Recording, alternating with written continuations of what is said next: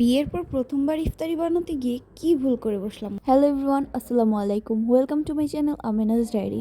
বিয়ের পর আমার এটা প্রথম রোজা, আর প্রথম রোজা আজকে আমি প্রথমবার ইফতারি বানাবো। আমার বিয়ের পর থেকেই আমার হাজবেন্ডের কাজের সূত্রে আমি আমার শ্বশুর শাশুড়ি থেকে অনেক দূরে থাকি, তাই সবটাই নিজে নিজে করে শিখতে হয়। মাঝে মাঝে মা আমাকে অনেক কিছুই ফোনে বলে দেয়। এর কারণ হচ্ছে আমি বিয়ের আগে কোনো কাজই করতাম না, বাসায় শুধু ফোন টিপতাম আর টিউশনি করাতাম। বিয়ের পর এখন মনে হয় যদি তখন মাকে একটু কাজের মধ্যে হেল্প করতাম তাহলে মার কাছ থেকে অনেক কিছুই শিখতে পারতাম, যে কাজগুলো এখন মাকে ফোন করে করে জানা। যাই হোক, আমি ইফতারি বানানোর জন্য আলু সিদ্ধ বসিয়ে দিয়েছি আর যা যা প্রয়োজন সবকিছু কেটে নিয়েছি। আলুটাও সিদ্ধ হয়ে গেছে, বেসনটাও গোলানো হয়ে গেছে। এখন আমি ডালটাকে ব্লেন্ড করে নেব। বেশি ব্লেন্ড করা যাবে না একদমই, কোনো রকম হালকা করলেই হবে। আমি ডালের পেস্টের সাথে কিছুটা বেসন মিক্স করে নিয়েছি, এতে করে ডালের পেস্টটা একটু ঘন হয়। এই টিপসটা আমাকে আমার মাই বলছে। তারপর আমি ডালের বড়া আর আলুর চপ বানানোর জন্য যা যা প্রয়োজন, যেমন কাঁচামরিচ, পেঁয়াজ আর লবণ, সবকিছু মিশিয়ে একসাথে গোল গোল করে নিয়ে নিছি।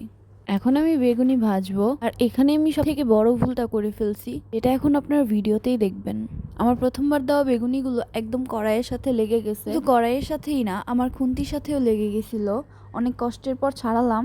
কড়াইয়ের সাথে লেগে যাওয়ার ফলে আমার তেলটাও নষ্ট হয়ে গেছিল, আর আমার প্রথম বেগুনিটা একদমই ফুলে নাই। তারপরেই দেখলাম আমার পরের যে বেগুনিটা একদম ফুলে টইটুম্বর, মানে এখন আমার বেগুনিটা পারফেক্ট হয়েছে।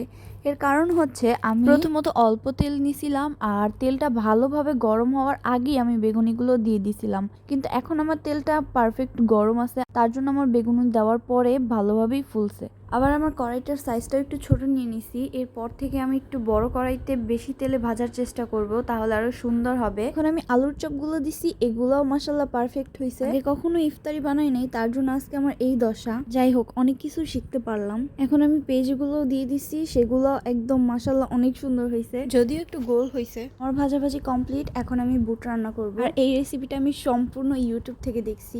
আমাদের মতো অকর্মার ঢেকিদের জন্য এই ইউটিউবটা যে কতটা উপকারী এটা শুধু আমরাই জানি। ইউটিউব না থাকলে যে আমাদের কি হইতো আল্লাহই জানে। যাই হোক, বুট তৈরি করার জন্য প্রথমে আমি কড়াইতে পেঁয়াজ, কাঁচামরিচ, শুকনো মরিচ, তেজপাতা দিয়ে কিছুক্ষণ কষিয়ে নিলাম। তারপরে পানি দিয়ে এর মধ্যে হলুদ, মরিচ, লবণ, সামান্য জিরার গুঁড়া আর গরম মশলার গুঁড়া দিয়ে ভালো করে কষিয়ে নিব। একটু কষানো হলে এর মধ্যে আগে থেকে সিদ্ধ করে রাখা আলু, টমেটো দিয়ে ভালোভাবে নেড়ে নেব। তারপর দিয়ে দেব সিদ্ধ করা ছোলা বা বুট, যেটাই বলেন।